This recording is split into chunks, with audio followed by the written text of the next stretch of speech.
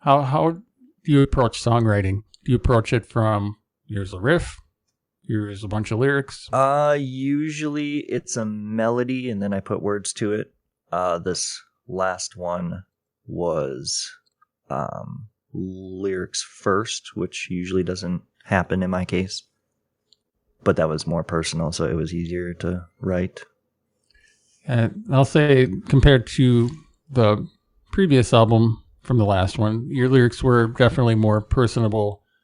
On Shoulda, Coulda, Woulda, there's a lot of songs that, that weren't as personal. I felt like it was really kind of opening up a journal. Yeah. Shoulda, Coulda, Woulda.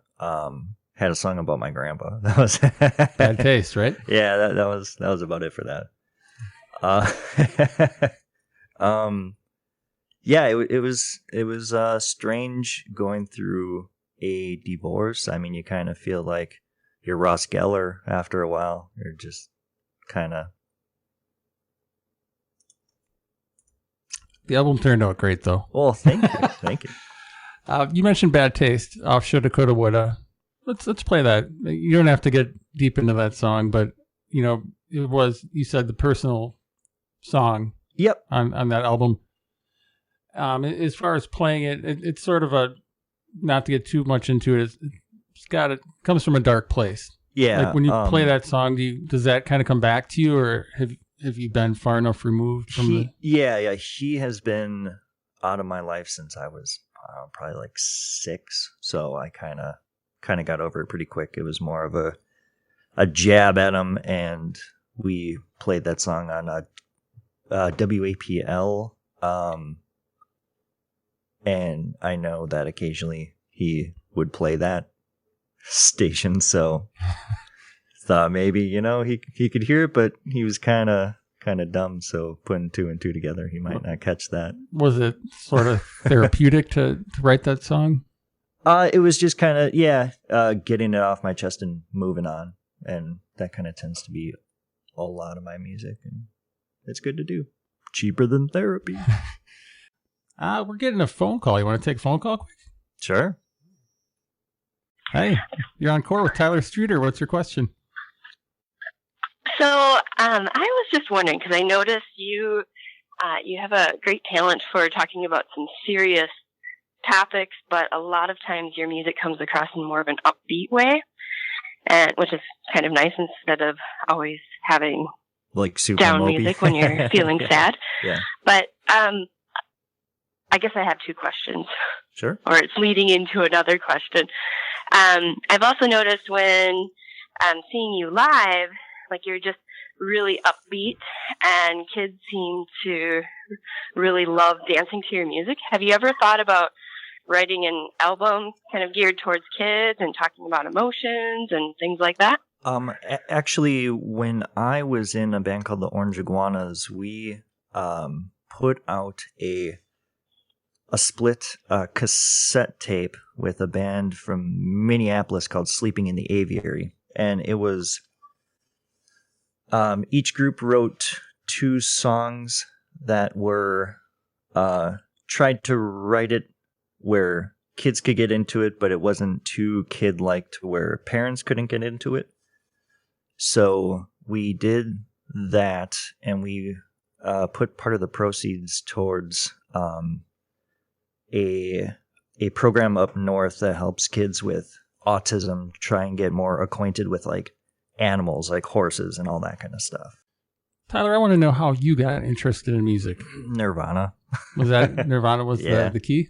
MTV, Smells Like Teen Spirit. He looked like, I don't know, animal of Muppets or something. I don't know. Yeah. And then from there, you just decided to pick up a guitar? Yes, and I couldn't press on the frets because the action was so high, and I was also really, really young. And then got into punk rock in my early teens.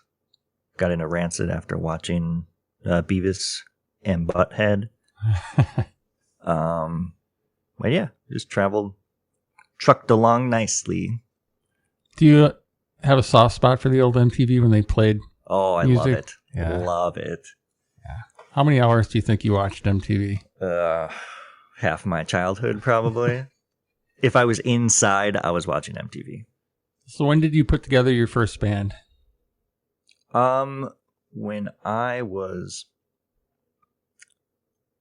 I think 18, I formed a 2-piece like punk ska group called Shedding Winter Coat, and the drummer Mike Schutte, he was is a extremely talented guy.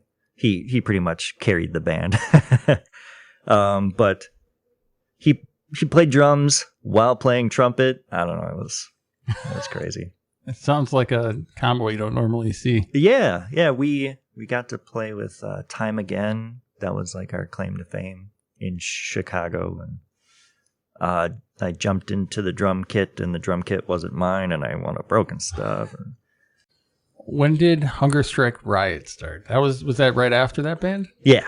I don't know the year, but you guys did one album, right? Or was there more? I think 2. 2 albums with Hunger Strike. And then I kept like reusing them in other bands.